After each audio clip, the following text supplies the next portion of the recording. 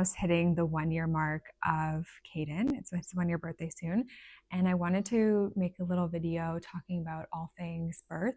So about how to go about choosing your birth provider, the route that I decided to take, how I prep for birth, my experience with birth, a little bit about my birth story. I would say I did have a very positive overall birth experience. I didn't walk away feeling traumatized by it. I was like, I could definitely do this again. And I actually found it kind of like it's such a cool thing. So first I'll talk a little bit about sort of the routes that you can go, especially, I know Ontario, Canada, it's going to differ depending on where you live, but a little bit about the different birth providers that you can choose and which one I decided to go with and why, and then a little bit about how I prep for birth and my experience. So just to preface this, I would say that obviously everyone has different values, and at the end of the day, I think you just really have to sit and listen to what you think is going to be right for you, what sounds the best for your body, for your experience, like how you want to approach this big life event that's about to happen. It's going to be so individual for each of us what we decide to do, but it is great to be informed about what happens, and a little bit about the process, because I do feel like the more informed and prepared you are for the situation, actually the less stress you're going to have and the more ready you're going to be for when the time comes. So just to talk a little bit about how choosing a birth provider in Ontario. So in Ontario, you have 3 options that you can go with. You can either go with a midwife, you can go with an OB, or you can go with a family doctor who does low risk pregnancies. So if you're choosing to do a home birth, you're going to be for sure going with a midwife. But if you want to birth in hospital, you can choose a midwife or OB or the family doctor. And then the other caveat is that if you have a high risk pregnancy, then you also will be being overseen, especially by an OB, someone who can deal with more advanced medical situations. I believe you can still see a midwife, but you will also need someone on your team, I think, to deal with the higher risk situations. So that's a little bit, sometimes you don't have as much of a choice in that case, but if you are low risk pregnancy, those are kind of the 3 routes you can go. So I decided to go with a family doctor who does OB low risk pregnancies. The reason I chose that was, one, I think you have to think about first, where do you want to birth your baby? Do you want it to be at home, a birthing center, or the hospital? I knew I wanted to have it at the hospital. I've always envisioned just having my babies at the hospital and then bringing them home. There's something just I think so romantic about that idea. I also never have wanted to have my babies in my home. I know other people have that dream, but that's just not something that I thought would be attractive. And the other thing with that is that if you look at the statistics of first-time births, about 50% of them home births end up going to the hospital. So the idea for me of transferring during that whole process, potentially in a lot of pain, or the situation being vital for either me or the baby, just seemed very unsafe and not something that I would want to add to the intensity of that day already. So that's why I was more comfortable, feel more safe in the hospital. And that's what I really wanted to do. I also just felt like my priority was delivering the baby safe and my own safety. And I found having, blood transfusions available right away, or a respirologist there on hand if needed, immediately would be the most safe thing for all of us. And I was less concerned about, the vibes of the situation of, I know a lot of people want calmer space and comfortable at home. But for me, I'm I'll have that once I get home. For right now, I just want to have the baby be safe and I want me to be safe. And I would say after delivering, I still feel that way. I still would do my second birth in the hospital. So yeah, that's just my personal preference and opinion, or my personal preference on that. So yeah, I decided to go with this family doctor OB. The reason was, for one, a friend had recommended it. It was located like right next to where I was living, and you have to go to these appointments quite frequently. So the ease of just being able to walk there within 5 minutes was super convenient. And I also felt, again, more confident kind of having someone with more of that medical background. I myself have a lot of the alternative knowledge that I believe midwives offer in terms of like dietary suggestions or supplements or other things that you can take to support the pregnancy. I myself feel like I know a lot of that. So I found the value added was having someone who has a really strong medical background to assess myself, assess the growth of the baby, and all those things. If I do have a second pregnancy, I would consider going with a midwife.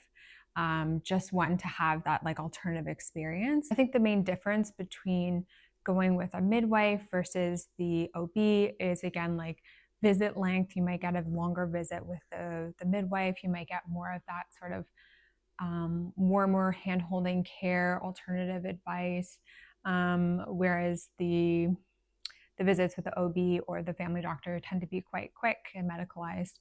So that can be, something to consider. And just so you know, if you do decide to go with a midwife and something, needs more intervention and you're delivering in the hospital or even at home, like the system is set up there so that you do have access to those doctors if it's needed. So it's definitely still a very safe option. When it comes to preparing for birth, I feel like I did do a lot to prepare for birth. I was quite nervous about it. I think I have a high pain tolerance, but I also don't like experiencing pain. So I was quite nervous about what could happen, what could go wrong. And so I did a number of things throughout my pregnancy to help kind of warm me up or get me ready for the birth. One of them was buying courses. There's a lot of like good courses online. I used one called the Birthing Class, and then I also did a Pilates focused push prep course by the Bell Method. And both of those really helped, one, inform me about like the process of birth, the stages that you go through, because I didn't have much of an idea of like how that was going to play out at the time and how long each stage took, what they felt like. So that was helpful to even just get a sense of like, how long is labor and what's going to start happening and what are you going to feel? And then the push prep course really helped me learn how to engage my core and release my pelvic floor and engage my pelvic floor so that I could encourage the descent of the baby. And during that pushing phase, when you're like actually pushing your baby out, to help assist that in the best way and also avoid a lot of tearing or stretching of your pelvic floor. So I do feel that was super helpful throughout my whole pregnancy. I was doing at least twice a week, some exercises, and even just like sitting in the car or sitting at my desk, I would like start to kind of build awareness of that area and my core engagement. And I really feel like that helped a lot. Prior to even getting pregnant, I've done a lot of Pilates and I do a lot of exercise. So I feel like your physical fitness is really important when it comes to your readiness for birth and how that's going to play out. So just even if you're like 2 to 3 years out from having a baby, focusing on building that knowledge, especially of like your abdominal core muscles, that's going to be sort of your most important stuff when it comes to actually delivering and birth time. The other thing I would really recommend doing is seeing a pelvic floor physiotherapist, which can help you prepare and understand what you're about to go through with birth and like hands-on show you what's going to happen. The other benefit of it is that it helps you get comfortable, even more comfortable with being in that patient position during birth. Like they're getting in there and touching things, and like you kind of get comfortable with like, okay, people are seeing me like this, being kind of intervened in that way. And I do think like that, just getting more comfortable with that helps in the whole situation. Pelvic floor physiotherapist can teach you if you're engaging your pelvic floor, if you're releasing it, how to become more mindful of sort of the sensations there and relax into the process and sort of like work through as you're feeling tension, releasing that. Because if we can release that during our contractions and during birth, then we will have a much smoother time with actually when it gets time to get the baby out. So I found that extremely helpful. I started seeing the pelvic floor physiotherapist probably just over halfway through my pregnancy. And then we did more regular sessions in about like 30 to 38 weeks, or 30 to 37 weeks. I was going weekly. Other factor is the mindset piece. So one thing that I think is that a lot of people can get stuck on and interfere with the birth process is having a really rigid mindset about how you want the process to go. Like maybe you have prepared in all this way and you're like, it has to go smooth, or I want it to be unmedicated, vaginal, blah, blah, blah. And I think it's also just my personality, I'm very open-minded. So I went into the whole process being like, whatever is going to happen is going to happen. Like I completely surrender to it going whichever way. I'm open to needing a C-section, to needing general anesthesia, needing, like I was like, if I need to be cut, I need to be cut. Like my primary goal was that I am safe and the baby's safe at the end of the day. So whatever needs to be done, I'm surrendering to that. And I'm not going to resist if in the moment it's not going the way I had envisioned it. And I feel like that's where things we can build up a lot of tension throughout this whole process, is when we have a very rigid mindset about how we want the birth to go. Because you really, as much as you prepare, as much as you do all the things, you might do all the things I did, and yours might go your situation is definitely going to go different. Everyone has a unique situation. And that's just the way it is. So keeping an open mind, I think, is so key. So now to share a little bit about my birth story and what went down on the day Kaden was born. So actually, just to rewind a little bit, about a week and a half before my due date, I thought my water had broke. So I was sitting at a cafe with Kyle. We were doing some admin, and I like felt a sensation, and I was like, my water just broke. So we went home, we called the doctor. They're like, that sounds like a water break, come to the hospital. So we brought everything to the hospital. We thought it was going to happen.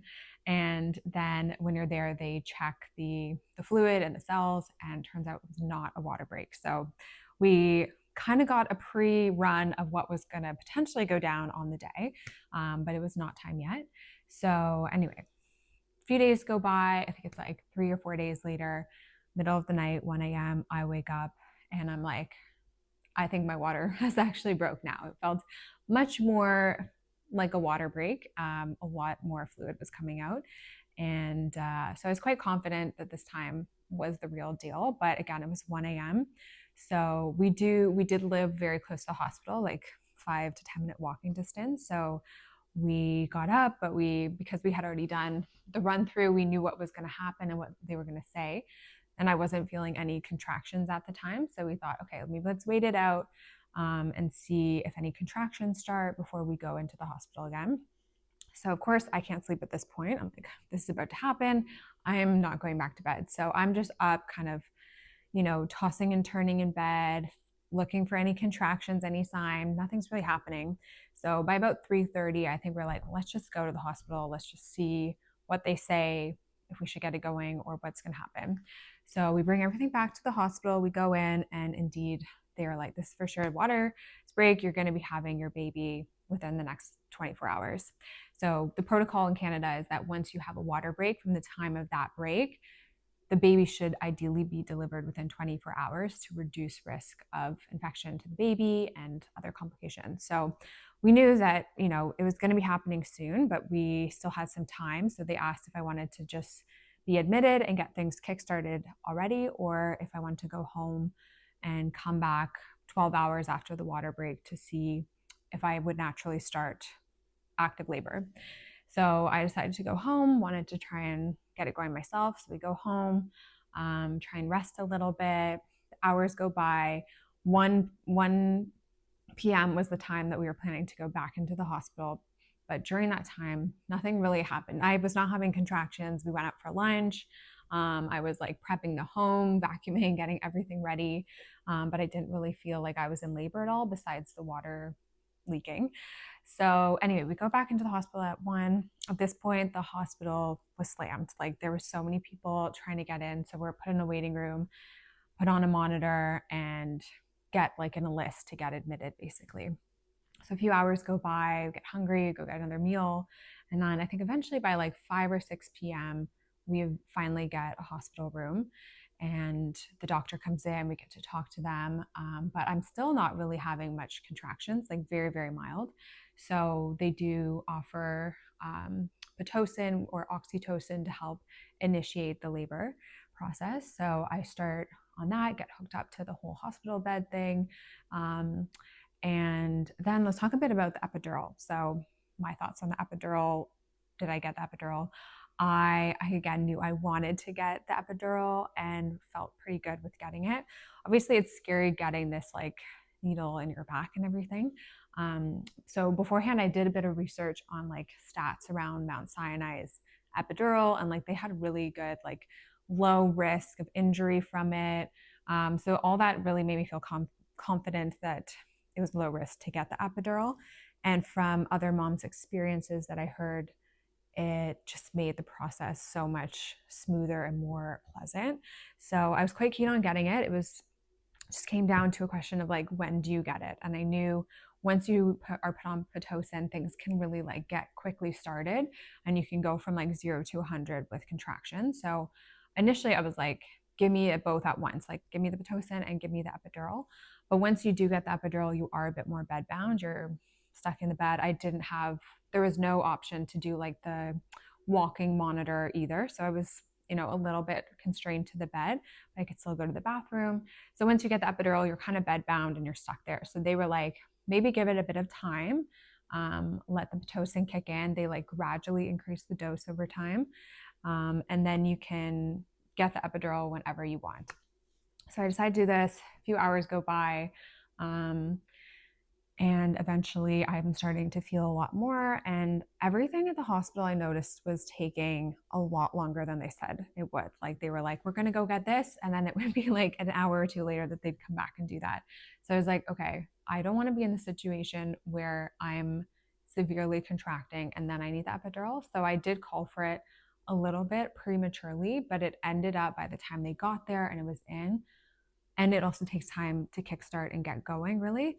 I felt like I planned it so perfectly and everything timed out so well that I was feeling a lot of the contractions and the sensations, which I was like interested and wanting to experience. But it was controllable. Like I could increase the dose of the epidural to kind of numb it down. And I just felt, much more safe with having that to like control the pain if needed. But I also was like able to get into this really like Zen meditative state once the contractions were going and the epidural was in. I think I even got into like this meditation at one point. I was so tired as well because I was up at this point for like 24 hours. And then quickly, things started to happen, and the doctor came back and she was like, oh, you're 9 centimeters, you're 10 centimeters. So we're going to get ready to go. So then, when the pushing time came, I was quite nervous for that as well because I could hear other rooms, like people pushing for hours and hours. And I was like, oh gosh, this part seems like really intense, and like you never know if something's going to go wrong in that part. But once that started going, it was 3 a.m. I think by the time I started pushing, and he was out by like 3:25, 25 minutes. I did need to be cut a little bit to get him out, but it was like a very small incision and I healed very well from it. So I was quite lucky in that sense. So then the baby comes out, then the placenta comes, all of that good stuff. And then you're kind of like, he was checked out as well because the membranes were ruptured for longer than 24 hours in the end. There was a risk to the baby's respiratory health. So the respirologist was like right there to come check him, but everything was fine. And that was the birth. And then afterwards you're like waiting around. Like the most negative part of the hospital was like the waiting. Like it was just like waiting after waiting after waiting. So we have the baby, and then they come in and they check the baby. and you're like packaged up, and all these nurses are attending to you. Like, it was actually like I was very taken care of at the hospital. And so we're waiting, but one of the downsides was that the hospital room we were in was so hot. It was like, he was born beginning of September, so it was still quite hot out, like 20, 25 degrees outside. And the room, I'm not kidding, was like, felt like 32 degrees, and the AC was not working. The only way it would work is if like you held this button on the wall to let the air in. So we were so hot the whole time. And I didn't bring a fan or anything. And my doctor had told me, like, bring sweaters because it's been so cold in the hospital. So yeah, we were just like extremely hot and uncomfortable in this room, waiting to get into the next like recovery room. And then unfortunately it was so busy that we couldn't get the private room, so we were in a shared room. And yeah, overall, just staying in the hospital is not that luxurious, right? It's like the bathroom was disgusting, and during the night, you're just like, nurses are coming in constantly, like checking your baby, asking you to do this. You're trying to learn how to breastfeed, they're giving advice on that. So that whole part was like maybe the most negative I found of the whole hospital experience, is just the waiting and the whole hospital environment. We did actually see signs at the hospital that you could potentially take your baby home after you deliver and then have a checkup of some sort, like 24 hours after. So next time, if I have a second baby, I'm definitely going to look into that and see if we can actually just come right home after, and then come and get evaluated, and get the baby evaluated afterwards. So that was, yeah, my experience. So the healing after birth, it's challenging because you're, not sleeping. I feel like I didn't sleep for like 4 or 5 days really much, because of like the whole birth was like 2 days of not sleeping, and then you're bringing this baby home that's just waking up constantly. The babies are like kind of chill for like the first 2 days, and then on the second day they go through something and they're just like constantly crying and up, and you're like, oh no, the real hard stuff's hitting now. But all of these things are transient and they pass. So having, stuff prepared at home, like food, support, all of your things that you're going to need, being comfortable, get yourself a nice pair of pajamas, like just chill out with your newborn during those days, is so nice. And then the other thing is that you're trying to get breastfeeding going during that time. So that, I feel like I could make a whole other video on breastfeeding and what to expect from that.